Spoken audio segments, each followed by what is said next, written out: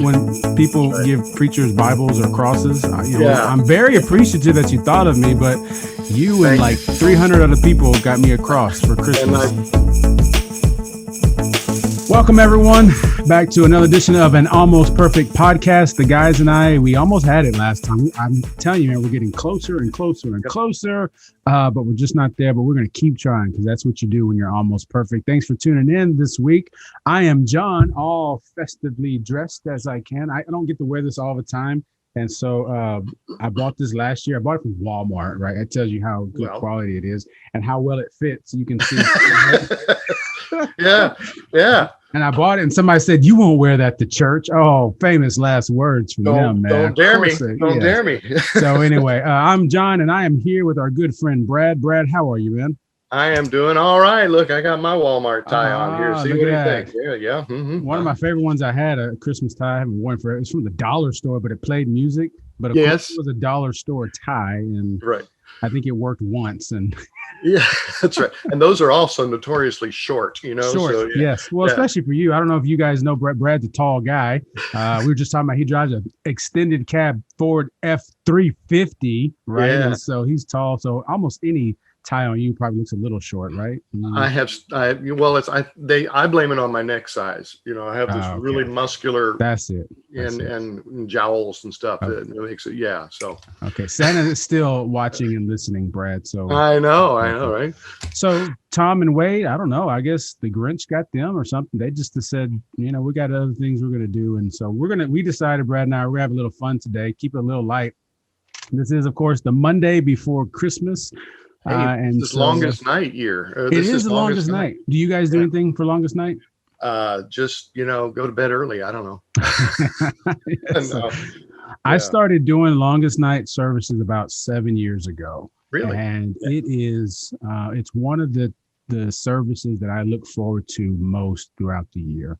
Oh, cool. And partly because it's the longest night. If you're listening, watching, don't know what that is, tonight is literally the longest night of the year. Right? Mm-hmm. There's more hours of the night than there is of the day. Winter solstice. The winter solstice, which I saw that Stonehenge is live streaming the winter solstice this year. I don't know what they always do, but I thought that might be kind of cool.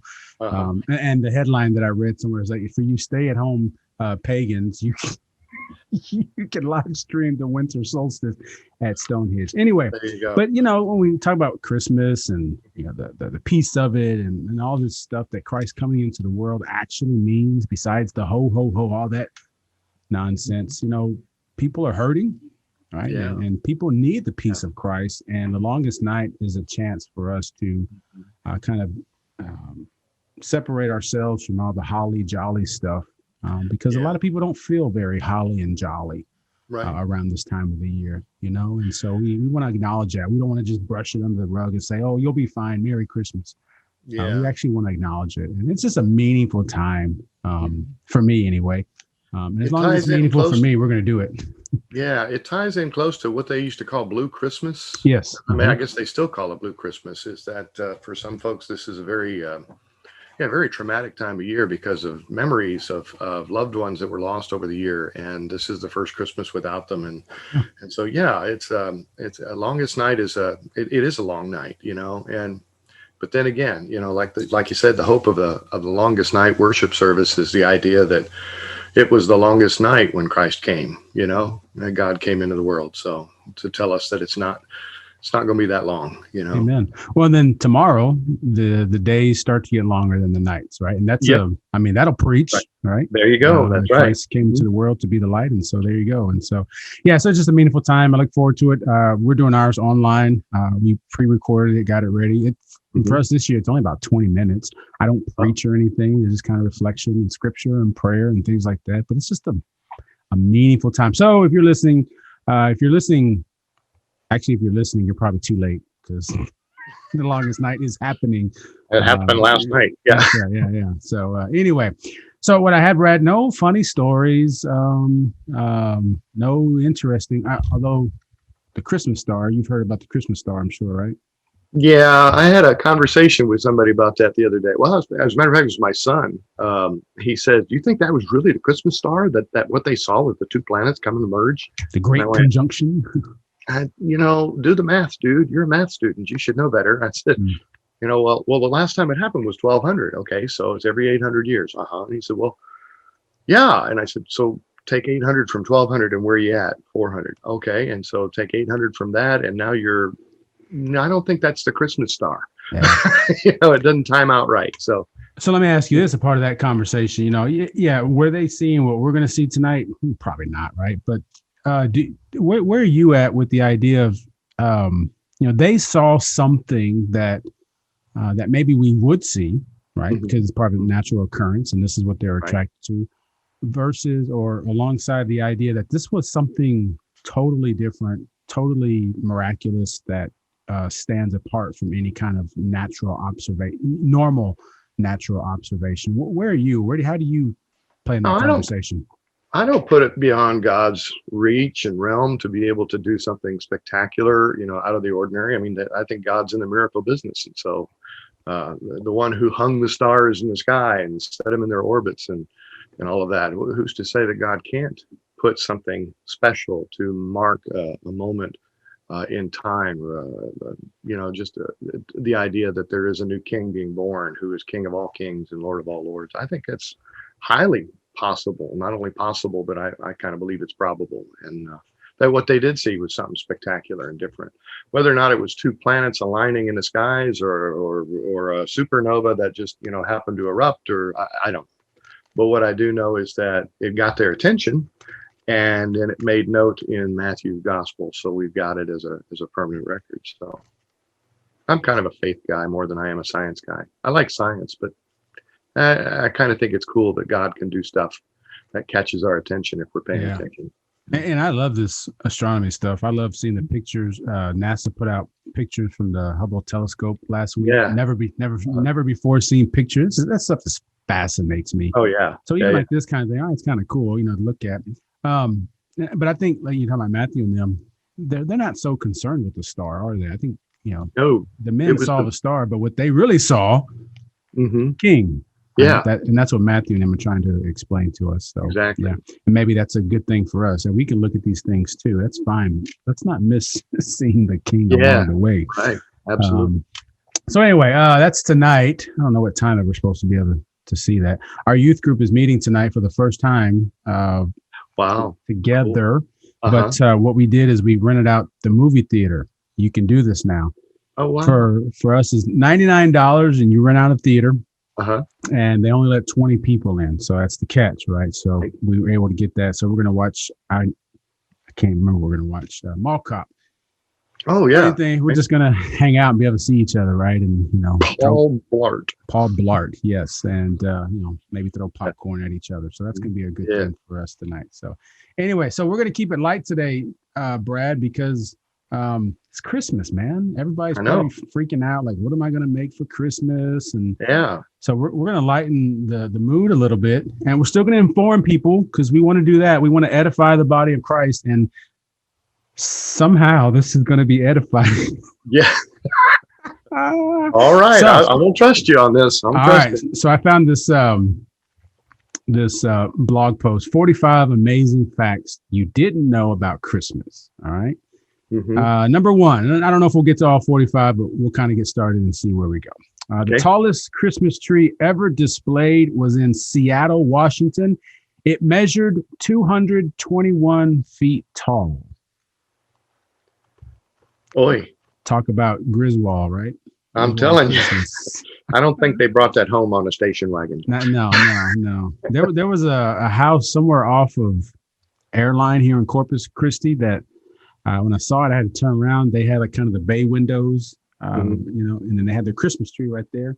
It went all the way to the ceiling. And so what they did is they put like a little smaller Christmas tree, like actually on the roof of the house. Yeah. So it looks like it went up and right through the roof. Cool. Yeah. Yep. Still wasn't 221 feet tall. So, All right, let's see.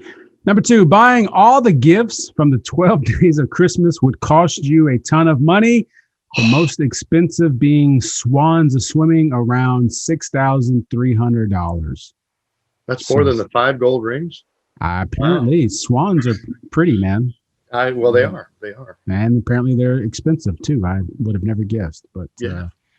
Wow. number 3, there's, well, let me just say it and you can tell me. When the candy cane was invented in Germany, it was made into a J for Jesus. The red stripes symbolize his blood. You've heard that before, right? Yeah. Yeah. I've also heard that's probably kind of a myth, maybe too, right? I think it's reading back into something. Oh, Yeah. That's been my experience of that. So yeah. Yeah. And I've also heard, it's like the shepherd's staff. Shepherd's crook, right? Mm-hmm. Yeah. It's also, it looks like a fishing hook. You can be all kinds of things, man. Oh, yeah. So anyway, although it's a nice thought, J for Jesus. Right. Well, there you go. See? All right. Black Friday is not the busiest shopping day of the year. No, not anymore. Not anymore. Oh. Yeah. The 2 days right before Christmas Eve are. I'm sorry, right before Christmas are. Yeah. That makes sense. I used to work at Walmart. I worked there for 5 years, and there were 2 days that I hated working. Yeah. The first one was 2 days before Christmas, but also Mother's Day. The Saturday before Mother's Day. Yeah. And let me tell you, I used to work in the shoe department, man. People raided slippers on the day before Mother's Day. That's what everybody got their mamas, some slippers. I bet. Yeah. That's like, wow, man, that's that, that and chocolates and yeah, whatever. I know that the second or third busiest shopping day of the year is the day right after Christmas. Right. When everybody's taking stuff back and exchanging it. Matter of fact, I even preached a sermon on that a while back. I called it "Don't Exchange the Gift," the gift that we've been given. So yeah, I mean, it's really wild. People going back, hey, thank you. This, that was very kind of you, but it's not what I wanted. I already got 3 of them. I don't need another one. That's right. It's like when people give preachers Bibles or crosses. I'm very appreciative that you thought of me, but you and like 300 other people got me a cross for Christmas. And I got a wall back here. That's right. Yeah. Mm-hmm. My cross wall is bigger than your cross wall. That's right. Exactly. Yeah. Mm-hmm. Let's see. 1/3 of the 20 highest grossing movies were released during Christmas season. The Christmas season, proving that going to the movies after opening gifts is a popular tradition. We used to do that. Well, that's weird. I've done that before on Thanksgiving. I don't know if I've ever done that on Christmas, but we've done it on Thanksgiving. Matter of fact, we did movies, and gosh, we used to go bowling and stuff like that, where we knew everybody was going to be home watching football, and we just, none of our teams were playing, so it didn't matter. So. Yeah, we've done the Christmas thing several times because we're there and we're like, well, nothing's open. Oh, you know what? The movies are open. Well, okay, yeah, that's right. Let's go watch a movie. So guys in there fixing popcorn and yeah. All right, number 6. It is a tradition in Japan to eat KFC for Christmas. Orders must be placed 2 months in advance. Get your Christmas KFC. Who knew? Wow, like really? KFC? I mean, the Colonel, he's all donned in red and white already. So, well, no, he only wore white and a black tie. I think he always had a white suit and white shirt. That's right. Yeah. Yeah. The bucket is red and white. You probably know. Do you know you can become a colonel in Kentucky? Yeah. Absolutely. It's kind of like being a lord. If you buy that 1 square foot of turf over in, what is it, Scotland or Ireland or whatever it is, you can be an Irish lord or a Scottish lord or whatever it is. So, would you rather be a lord or a colonel? Well, I don't know. Oh gosh. You ever wonder why, it didn't stay in the military long enough? He wasn't even in the military. That was an honorary title. But I don't know, man. All right. Let's see. Number 7, Jingle Bells was originally a song about Thanksgiving in 1857. It was also the first song ever played in space by astronauts Walter Schirra Jr. and Thomas P. Stafford. Didn't know that. Really? Oh, yeah. Okay, then. A Thanksgiving song. I guess because, some places. Through the snow. Yeah, it's already snowing, right? Yeah, really, it is. It is snowing. Where I grew up, yeah. Well, it's kind of like one of my favorite songs to sing at Christmas. I found out years ago is not a Joy to the World. No, but that's not really a song. Yeah, it's not a Christmas song, but we sing it at Christmas like crazy, right? Mm-hmm. And We're so mixed up, Brad. I know. You know? We're ecumenical. Let's see. Number 8, 1 in 3 men wait until Christmas Eve to do their shopping. Oh, my dad was big at that. My dad was so big at that. Oh, he would wait forever. And you're going like, Dad, did you get anything from Mom? Oh yeah, I got it. I just got to go pick it up. I got it right here. Right. Yeah, that's right. It's right here. I got it. Yeah, man. No, I don't do that because Christmas Eve for us is, usually we got a work night. It's a work night, yeah. And we got to get things ready. Yeah. People are calling us if things are prepared, blah blah blah. So yeah, I don't do that. Maybe Christmas Eve, maybe, but not Christmas Eve. So that's what this week is for. That's right. That's right. Let's see, number 9. Christmas came from the words Christus Massa, meaning the Mass of Christ. Christus Massa. Christus Massa. Massa. That's German. You're better at this than I am. Yeah. I thought it was Latin or something, no? I think, it comes from the Latin. Right. Yeah, Christos is Latin, or no, Christos is Greek. I don't know. Anyway, Mass is from the Roman tradition, the Roman Church tradition. So it's Mass, a Christ Mass. Yeah, which was a great reminder, right? That right. Christmas is right. Go to church, y'all. It's a worship service. Yes. Yeah. And I think it's wonderful because it ties together Christmas to Easter. That's Christmas without Easter is like, what we do today in our culture is totally without meaning. So just the kind of time to party. Right. So anyway. All right, number 10, Christmas trees usually grow for close to 15 years before they can be sold. I don't know if you've seen, but Christmas trees are expensive this year. We've had a shortage. Yeah. Is that right? Yeah. Well, I think with the fires and everything. Oh, that's right. They did have a lot of fires up Northwest. Yeah. I saw at one of the stores around here, like they were selling, and it wasn't a big tree at all, but it was like $50. I thought, oh no. We haven't bought a real tree in probably more than a decade. We've stuck with the artificial. Because we were poor and we couldn't afford that anyway. So yeah, the last real tree I bought, I think I went and cut down, and gosh, that's been 25, 30 years ago. It sounds very Home Alone. Yeah, well, more like Griswold. Traipsing out across this field in the snow and trying to. Did you bring a saw? Oh man. So. All right. Number 11, Rudolph the Red-Nosed Reindeer got his start as an advertising gimmick for, can you take a guess of a store back in 1839? Oh, man. I have no idea. Montgomery Ward. Do you remember Montgomery Ward? I remember Monkey Wards. Yeah, man. Oh, yeah. But I had no idea it was them. I knew it as the song from, what's the country western? Gene Autry. A country western star used to sing that. He's the first one who cut it, I think. Okay. I don't know that one. But wow. But speaking of songs Paul McCartney, this is number 12, earns $400,000 a year from his wonderful Christmas time song. And this is an editorial, which is widely regarded as the worst song he ever recorded. I can agree with that. Yeah. I was going to say. That's not a bad gig, though. I mean, to make, almost $500,000 on your worst thing ever. Right? Oh man, every year, right? Yeah, every year. Wow. So, all right, more than 400,000 illnesses are caused by spoilt Christmas leftovers. Ew. We don't have very much leftovers around our house. Yeah, no. We make just enough. Spoil once it's cured, Yeah. Now, what is it? The bread. Fruitcake, right? Yeah. That never spoils. That's you have a lifetime warranty for that stuff. That's exactly right. And use it for a doorstop. You get enough of them, you could probably build a shed or something, and be okay. All right, number 14. Christmas used to be illegal.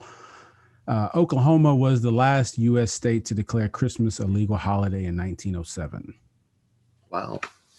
I do remember some of the talk about Christmas, being outlawed in some parts. I have Boston and the Puritans, right? That's the right. They were big on that, and why they did that is a good study to do, right? It's not so much that they were against joy, but there may have been some other things happening there. But anyway, Number 15.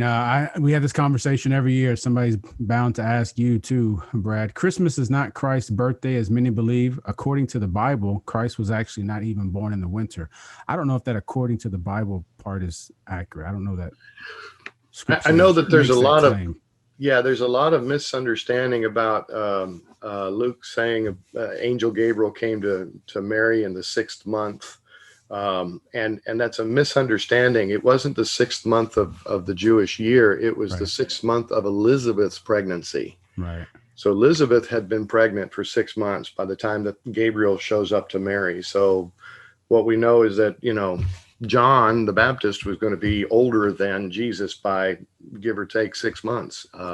And so we still don't know when Jesus was really born, but some folks say it was in March or April, somewhere around springtime, but who knows? And it really doesn't matter. I know that the date was settled on a whole lot later than that as a response to, the Druids and whatever else in the northeast or northwest European continent. So anyway.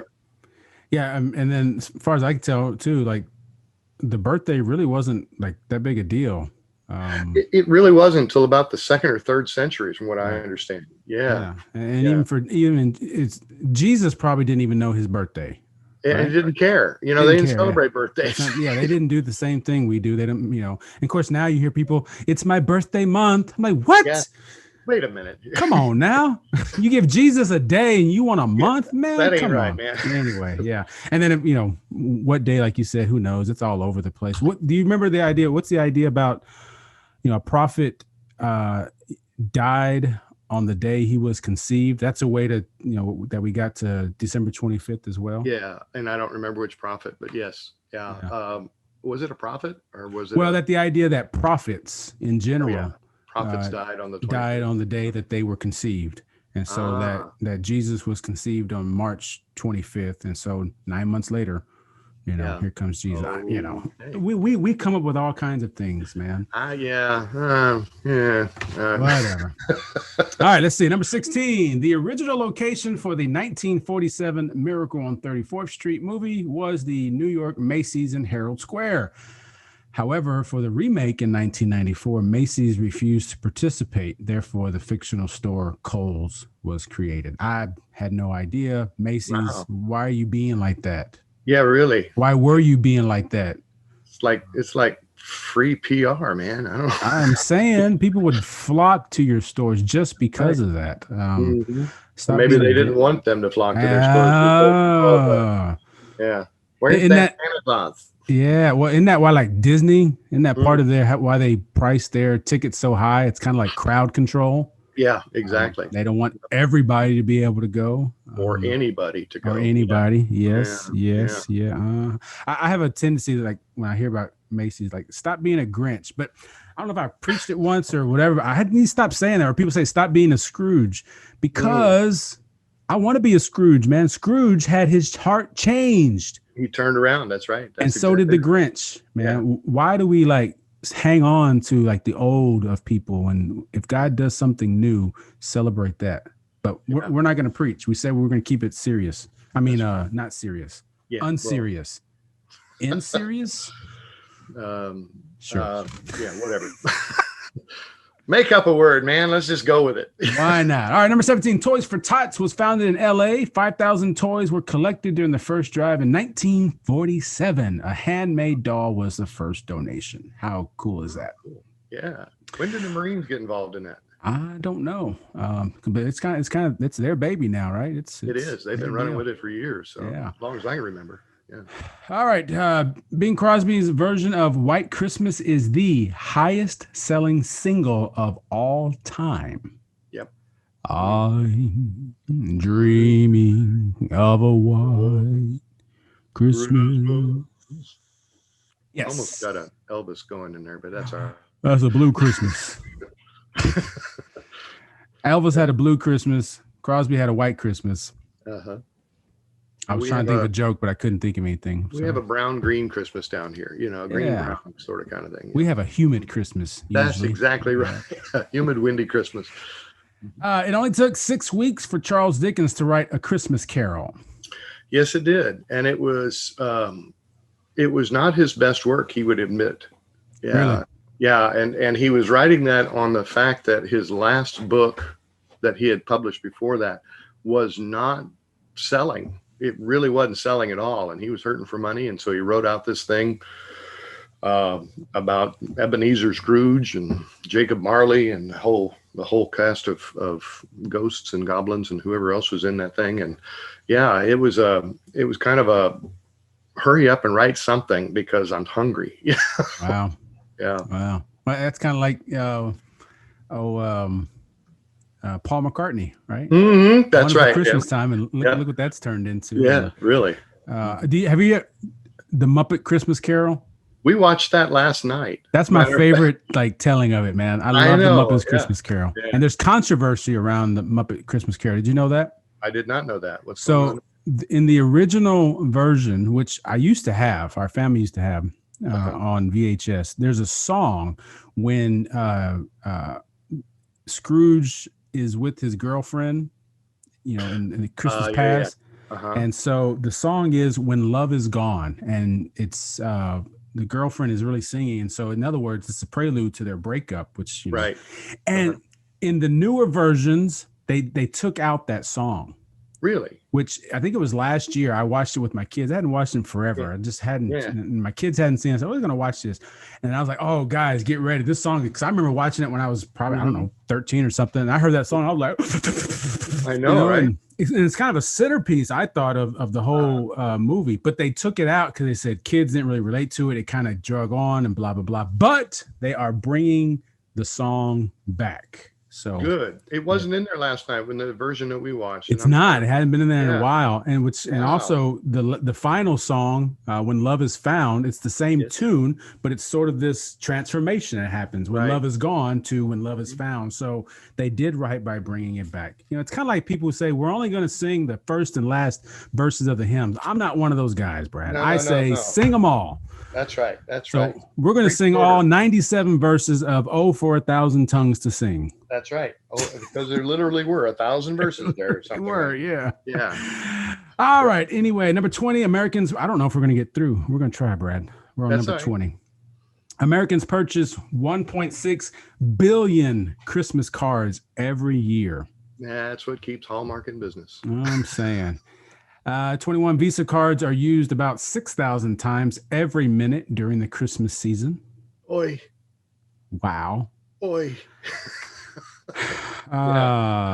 Franklin Pierce was the first president who put up an official White House Christmas tree. Franklin Pierce. He seems like that's like, I don't know. He wasn't like number 10 or he was something around that number, right?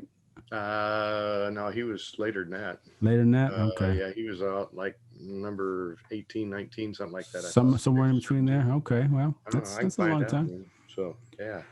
All right.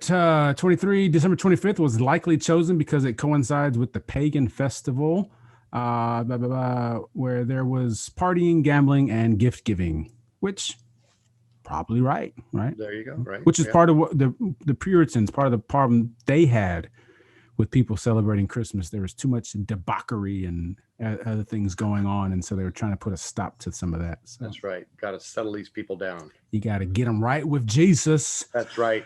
All right. Number 24, Christmas lights were so expensive that they used to be rented rather than sold. An electrically lit tree was a status symbol in the early 1900s. I had no idea. Wow. Makes sense. Not everybody had electricity, right? Yeah, I always freaked out when people used to put candles on the tree. I'm going like, those things are dry as a bone. Yes, that seems highly dangerous. And isn't it the story that Martin Luther, he's the one that first did that? Mm-hmm. And that's where we got the cold lights in the tree. Yeah. I don't know. If my mom would have been there and I'd have put like a candle on the tree, she'd have whooped my butt. What are you doing? You're going to cause a fire in my house? And that's right. Whatever. Right. Let's see. Number 25. Treasure Island writer Robert Louis Stevenson. Have you ever read Treasure Island? I have. All right. Yeah. He willed his November 13th birthday to the daughter of a friend who hated her Christmas birthday. Oh, okay. Yeah, that makes sense. Yeah, people on Christmas. I saw a meme yesterday or the day before, I think it was, about the wise men dropping off the gifts to Mary and for Jesus, and said, "Now, by the way, these are for his birthday and for Christmas." Go, That's right. ah! Uh-huh. Yeah, every Yeah. December birthday has that fearful thing of being consolidated. Yeah, because people didn't know the plan for your December birthday, That's right? exactly right. Yeah. Okay, number 26. The first Salvation Army collection kettle took place in San Francisco's Oakland Ferry at the foot of Market Street. It was a large crab pot with a sign that read, "Keep the pot boiling." Have you ever done the Ring a bell? Yeah, Yep, I did there that we a go. couple times. Yeah. What I have found to be true is if you bring little kids with you, people give you Mhm. more money. Oh yeah. When There they're you just go. looking at this ugly mug, they're like, "No, Mhm. Yeah. Yep. you got Yep. to go." So Hmm. year before last, Mhm. I made a bet with our youth group. If they raised money for the camp, I forget how much it was, that I would ring the bell in Cowboys regalia. Oh boy. Now, Brad, I'm a Yeah. diehard Eagles fan. That'd be like, shaving your beard off right now. It was the most humiliating night of my life. Oh yeah. Right. Right. I had to wear a hat. Somebody brought it. Oh, and they'll come for that too. Like Yeah. they'll Yeah. skip Yeah. church and skip Mhm. your sermon. But all the church people here, Pastor, here, wear this jersey and a Yeah. shirt. And Right. oh man, Mhm. but it was for a good cause. We did good. All right. Yeah. Number 27, a Facebook study in 2010 revealed that 2 weeks before Christmas is the most popular time for couples to break up. Well, of course. I mean, the second most popular is right before Valentine's Day, isn't it? Oh man. You know why, right? Well, you don't have to buy a gift that way. One less gift you gotta buy. That's Man. right. My dad used to say you should and make up right afterwards. It's all right. Right. So, People are cold, man. Let's see. know. All right. In Asia, white elephants were considered holy, but pricey to keep. Ezra Cornell adapted that term to gifts at Christmas gatherings. No value to the owner, but may have value to others. So I that's guess. why it's a white elephant gift. I guess so. It's Well, all right then. and I'm looking at a little picture of a white elephant with a bow around it, and it's very disturbing. So anyway, Yeah. The poor elephant's going like, "What do you mean I'm not wanted? I'm not wanted. I didn't do anything. This is discrimination. I don't understand." Anyway. White elephants, you're so needy, man. Golly. All right, in 2012, there were more than 15,000 holiday decorating injuries during November and December, the most common being falls. Off of ladders. Ladders, probably. That's Yep. right. Yep. Yep. You remember, was it a couple years ago? I think it was out of North Texas. There was a story of a man. I don't know if he was walking or driving down the street, and he stopped and he called paramedics, whatever, because he saw somebody hanging from the roof. Yes, and the ladder sitting off to the side. Yeah. Yeah. But it was a decoration. It was a prop. Yes. Yeah. Yeah. Poor guy. How many people have called? There's a guy hanging off the edge of the roof here. Oh man. Yeah. All right, number 30. We're making good time. We're almost there. The biggest Right. display of lights ever made is in Australia. It has 1,194,380 LEDs covering 3,865 square meters. And I bet you could see it from space. Wow. Wow. Yeah. Talk about excess. But it's been used to raise money for SIDS. For the electric bill. Kids I Act. Yeah, somebody's got to pay that bill. Top 6 Christmas tree producing states are Oregon, North Carolina, Pennsylvania, Michigan, Washington, and Wisconsin. Had no idea. Number 32, the city of Vancouver, Canada, claims to be the birthplace of the first ugly Christmas sweater party. They can have it. They can have it. Yeah. Although I am kind of offended. I mean, ugly Christmas thing is just sweaters has just kind of blown up. It was supposed to be like something like, your grandma made you this ugly sweater, Right. but now you have to pay like $300 for an ugly sweater. And that just defeats the purpose. It's not an ugly sweater if you got to pay that much for it. Yeah. Right. It's ugly that you had to pay that much for it. That's right. That's right. From performers to maintenance workers, approximately 222 people are hired for the Disneyland Christmas parade. Number 34, the first Christmas celebrated on American land was in 1539 in Tallahassee, Florida.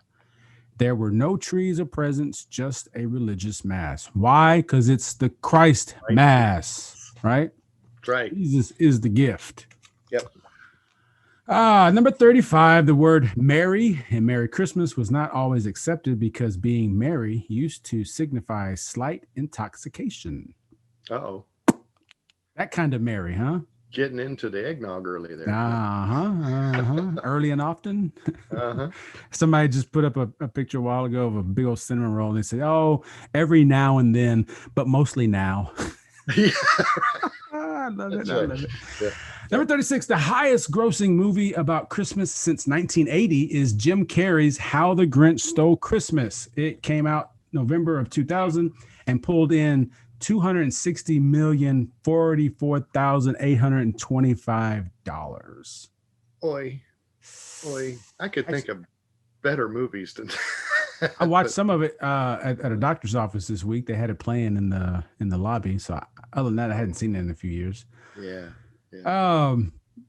Brad, in case this preaching gig doesn't work out for you, number 37, the Charles W. Howard Santa Claus School in Midland, Michigan hosts 130 Santas each year where they gather and learn about the history of St. Nick, popular toys, and Santa etiquette. So just in case, Really about St. Nick? I mean, are they really talking about St. Nicholas? They mentioned the punch at all? Heretic punching St. Nick. I've told that story in church, and people are like, no. Like, no. I don't know. It might be a legend, but still, it's kind of cool, man. That's right. That's right. Defend the faith. That's right. All right, number 38. In 1980, the highest selling Christmas toy was, can you think back to 1980? 1980. Can you take a guess at the highest selling Christmas toy? Either Tickle Me Elmo or Cabbage Patch. Tickle Me Elmo was later. That's in the 90s. Was it 90s? Okay. Cabbage Patch is probably mid to late 80s. But in 1980, apparently the Rubik's Cube. Oh my gosh. Sold for $1.99 and was the highest selling Christmas toy. Yeah. It now sells for $10. Inflation, man. Yeah. The abbreviation X in Xmas is not an abbreviation. What does it stand for, Brad? Chi. It's first letter in Greek name for Christos.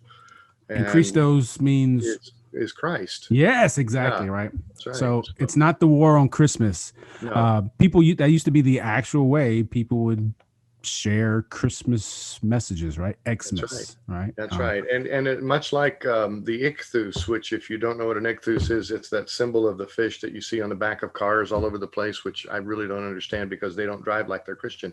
But they, where you have the one curve going this way and somebody else would come in that way and make the fish. And when you'd meet strangers on the road, you could identify Christians that way by, drawing in the dirt. And if they drew in the dirt to make the symbol of the fish, well, they did the same thing with the chi.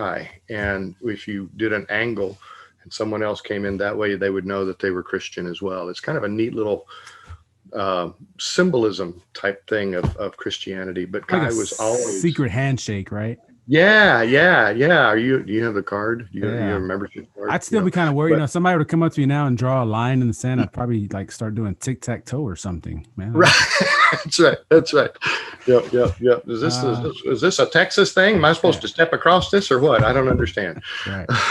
So there is no war on Christmas, at least Xmas. It's not a war on Christmas. There's always been a war on Christmas, but that's not a sermon. Not that, and I'm just not going to get into that sermon because we're almost done. Number 40, the first batch of eggnog. Do you like eggnog, Brad?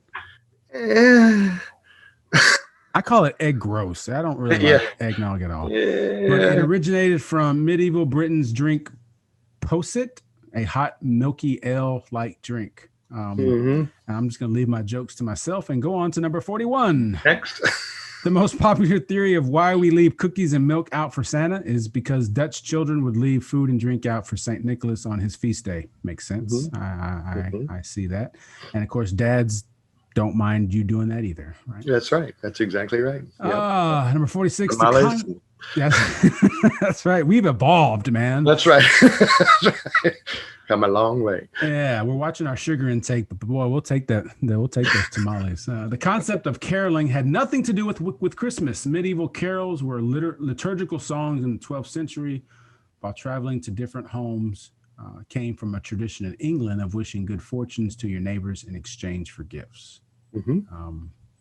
I don't know if I think I've heard that before. Kind of. I don't know. That's where we used to go get eggnog. But anyway, go around. Anyway, go ahead. Number 43, we're almost done. The ancient Greeks considered the mistletoe an aphrodisiac, which is probably why kissing under the mistletoe will bring you luck in your love life. Okay. All right, then. Let's keep it at kissing and move right along to number That's right. 44. The reason we give presents during Christmas is to symbolize the gifts given to Jesus by the three wise men. Kind of, right? I mean, there are other biblical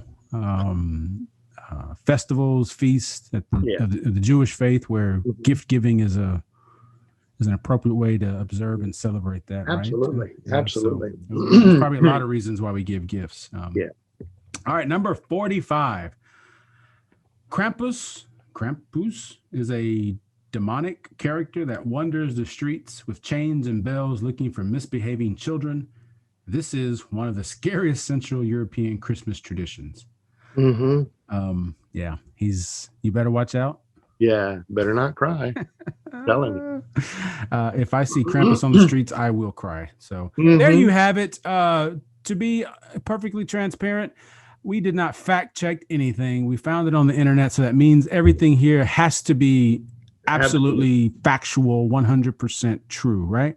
Right. Millard, what's his name? Not Millard Fillmore. What was his name? Pierce. President Pierce was the 14th president. The 14th president. Okay. Yeah. Very good. All right. Thanks. See, so we did check that, and I checked it on the internet too. So we have learned, our listeners, this week.